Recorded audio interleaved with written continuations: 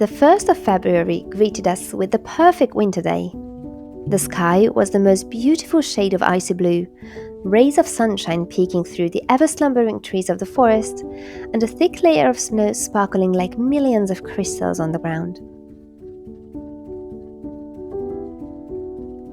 After overexhausting myself for an extended period, I've been completely drained of energy and motivation, and the long, grey, dark days certainly haven't helped.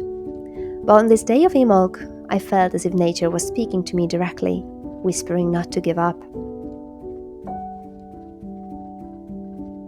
If you don't schedule a break, your body will take one for you. This is a gentle reminder my friend often sends me. After feeling invincible for many years, I can now testify that is 100% true. I'm a self-employed language teacher, and I also work for language schools on an hourly paid basis. This isn't ideal, as a job comes with a high degree of volatility. There aren't always courses available to teach, finding new private students can be challenging, and Norway isn't exactly the cheapest country to live in. This also means that if I want to sustain myself, I have to work non-stop. It was really hard for me to admit that I couldn't continue with this pace, and I simply had to take a break, even if it's scary.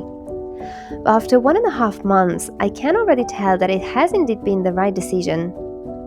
I feel much more relaxed, my body now has time to rest properly, I've had time to develop new habits, and I also had time to reflect and think about where I want to go with my life.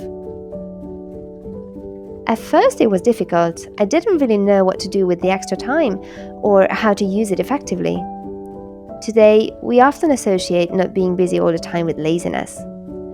I was brought up in an environment where hard work is seen as value, and if you don't push your limits, well, then you're lazy, and it is one of the biggest crimes that you can commit. I still think hard work is valuable, but is it truly lazy to honor what our body needs, especially during winter?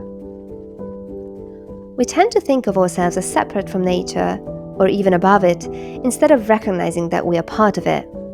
And nature is wintering right now, at least in this Nordic corner of the world.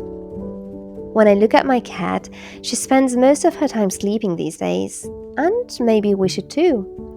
Maybe this is not yet the time to sparkle and be the best version of ourselves.